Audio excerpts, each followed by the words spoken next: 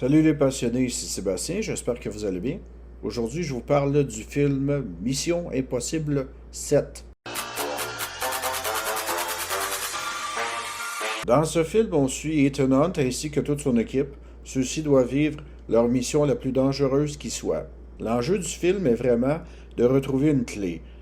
C'est une clé dans le fond qui est séparée en deux morceaux. Dès que les deux morceaux sont rassemblés, eh bien cette clé-là permet de contrôler l'entité.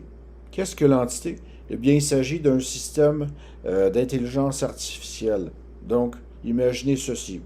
Qui a le contrôle de la clé, bien sûr, contrôle l'entité. Et qui contrôle l'entité? Eh bien, évidemment, contrôle le monde. Donc, on a accès vraiment à un scénario vraiment simple pour un excellent film d'action.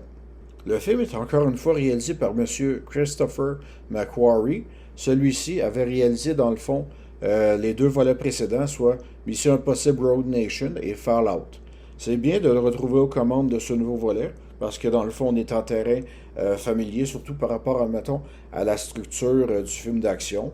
On a par contre à faire un film d'action qui a une assez grande durée, soit plus de 2h40, c'est vraiment beaucoup. Par contre, d'un point de vue montage, on ne s'ennuie pas du tout, pas une seule seconde. On a accès dans le fond à des séquences d'action vraiment, comme on dit, au rythme effréné.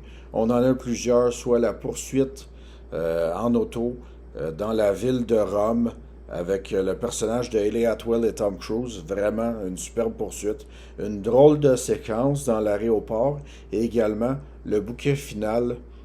Une séquence d'action dans un train qui est sur le point, façon de parler, de dérailler ou qui est sur le sommet, dans le fond, qui est sur le point de tomber. Ça rappelle étrangement, bien sûr, une séquence d'action digne du jeu vidéo Uncharted. Tom Cruise est fidèle à lui-même, même à 60 ans. Il est toujours impressionnant quand il fait ses cascades, tout comme Simon Pegg et Ving Rhames en complice de Ethan Hunt, toujours aussi tordant. Celles qui tirent vraiment leur épingle du jeu sont les trois actrices, soit Hayley Atwell, Rebecca Ferguson ainsi que Pam Clementif des Gardiens de la Galaxie. Ces trois femmes-là, les trois femmes fatales sont excellentes dans le film. Wow, c'est impressionnant. Honnêtement, ces trois-là vont vous en faire voir de toutes les couleurs parce que Hayley Atwell est mystérieuse, Rebecca Ferguson tout autant et Pam Clementif qui n'arrête pas de courir façon de parler après Ethan Hunt et Hayley Atwell. C'est vraiment tordant. Sérieusement, côté film d'action, c'est vraiment un très bon film et c'est vraiment surprenant, sérieusement, pour le septième volet d'une série. Où j'ai un peu de difficulté par rapport au film, c'est vraiment, je crois vraiment avec l'approche de l'intelligence artificielle. Parce que dans le fond, le sujet, c'est bon, un sujet de l'heure, il y a une grève à Hollywood à cause de ça, on en a parlé dans le film Le Créateur, donc on s'entend peut-être que le côté intelligence artificielle peut-être devient un peu répétitif à mon goût.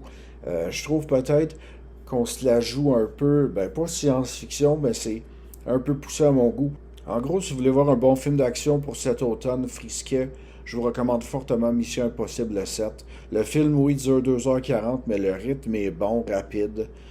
J'ai bien hâte de voir, dans le fond, la partie finale qui va sortir dans 2 ans. Mais côté divertissement, on peut pas faire mieux que ça. Surtout après les déceptions de films d'été qu'on a eu, Seigneur, tels que Indiana Jones et, mon Dieu, j'en passe. Donc, Tom Cruise livre encore la marchandise. C'est ce qui conclut ma critique. J'espère que vous l'aurez apprécié. Si c'est le cas, n'hésitez pas à mettre un petit pouce en l'air, commenter, partager celle-ci et de vous abonner, bien sûr, sur la chaîne YouTube et la page Facebook L'Odyssée des Passionnés. Ici Sébastien qui vous souhaite à tous un très bon film et à la prochaine. Bye bye!